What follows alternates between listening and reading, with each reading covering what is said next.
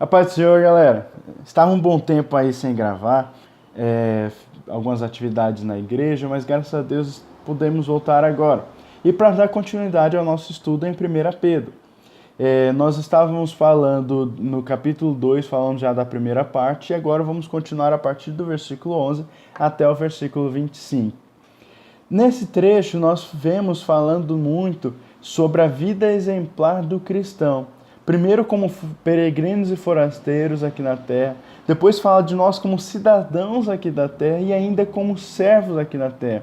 E Pedro ele nos mostra de uma forma tão maravilhosa que ele deixa claro o seguinte: nós temos uma responsabilidade de ter uma vida exemplar aqui, mas nós temos um padrão a seguir, que é Cristo. Deus mandou o seu Filho para nos ensinar como viver aqui na terra. E é nessa pegada que a gente vai estudar aqui. Então aqui nos versículos 11 e 12 nós vemos nós como peregrinos e forasteiros aqui na terra. A Bíblia fala: amados, insisto em que, como estrangeiros e peregrinos no mundo, vocês se abstenham dos desejos carnais que guerreiam contra a alma. Vivam entre os pagãos de maneira exemplar para que, naquilo que eles os acusam de praticarem o mal, observem as boas obras que vocês praticam e glorifiquem a Deus no dia de sua intervenção. Então aqui Pedro vem nos mostrar que, como crentes, nós somos peregrinos e forasteiros neste mundo, porque o nosso verdadeiro lar é com Deus, é no céu. Ele nos mostra então que a nossa verdadeira e a nossa total lealdade deve ser a nossa cidadania celestial. E diante disso ele nos mostra que nós devemos nos abster dos desejos carnais que guerreiam contra a alma, ou seja, devemos afastar qualquer coisa que nos afaste de Deus e da nossa cidadania celestial. Ele fala também que nós devemos viver entre os pagãos de maneira exemplar, ou seja, o que Pedro quer dizer é o seguinte, que como cidadãos dos céus, estando aqui na terra, nós temos que nos comportar como cidadãos do céu. Nossa vida deve ser semelhante ao céu e não semelhante ao mundo. É como se você for imaginar, no mundo existem vários países, várias nações, e cada país, cada nação tem a sua cultura. E os cidadãos daqueles países se comportam conforme aquela cultura e aqueles costumes. Nós cristãos, quando nós assumimos a nossa posição de cidadãos dos céus, com passagem aqui na terra, nós temos que entender que os nossos costumes, o nosso comportamento tem que se assemelhar ao céu e não se assemelhar à terra. Por isso é que ele fala que como peregrinos e forasteiros aqui, nós temos que viver de maneira exemplar entre os pagãos.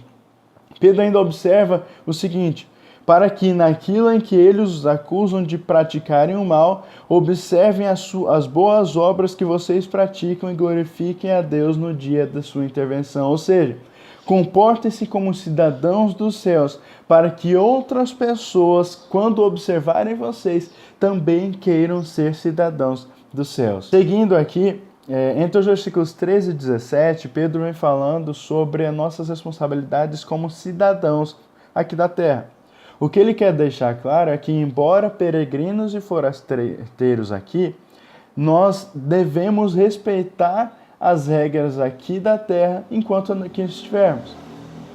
Então, entre os versículos 13 e 15, ele fala sobre a nossa sujeição às autoridades. Aqui eu estendo nossa sujeição às leis. Mesmo que eu não goste de determinada lei ou autoridade, eu devo me sujeitar a ela. É claro que a minha sujeição maior é a Deus, então se alguma autoridade ou lei for contrária à palavra de Deus ou a Deus a qual seguimos, nós não devemos nos sujeitar. Mas nós temos essa responsabilidade como cidadãos daqui.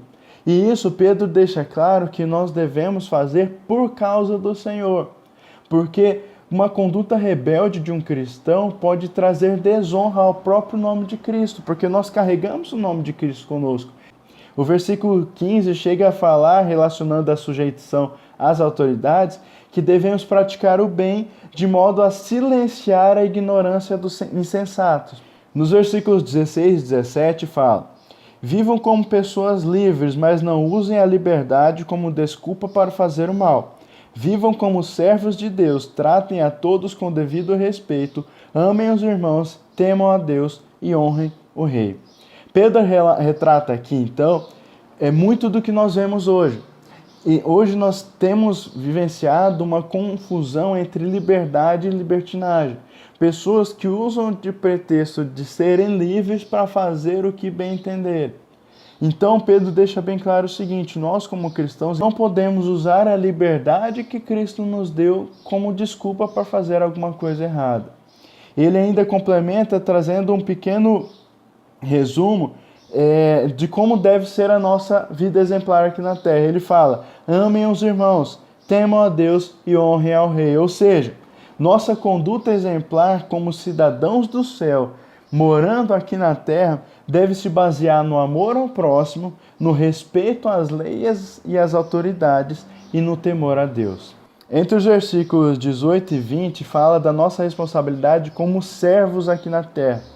Pedro fala isso porque naquela época muitos cristãos eram escravos mesmo. A escravidão ela existia em larga escala, a economia se movia muito por causa da escravidão naquela época. Então, nós vemos no Novo Testamento, não só Pedro, mas vários outros escritores não chegam a condenar a escravidão.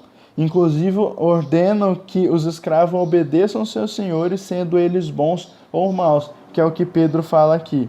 Então não adianta a gente ficar pensando, Pedro devia ter condenado, era um contexto diferente, era tudo diferente.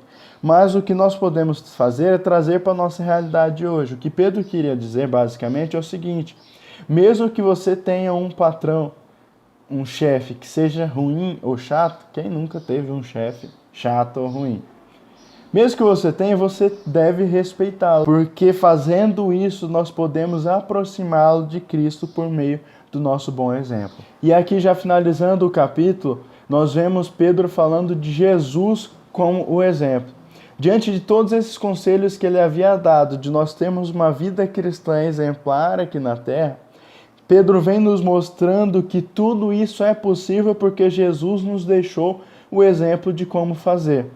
Entre os versículos 21 e 23 fala: para isso vocês foram chamados, pois também Cristo sofreu no lugar de vocês, deixando-lhes exemplo, para que sigam seus passos. Ele não cometeu pecado algum e nenhum engano foi encontrado em sua boca. Quando insultado, não revidava. Quando sofria, não fazia ameaças, mas entregava-se àquele que julga com justiça. Então, primeiro Pedro nos mostra que a maior glória e privilégio para qualquer crente é sofrer por Cristo. E ele aponta como Cristo reagiu em várias situações adversas, mostrando que situações semelhantes acontecerão conosco. O que temos é que estar dispostos a agir como cidadãos do céu, suportando o sofrimento por devoção a Cristo. Cristo nos dá alegria e paz, isso é fato.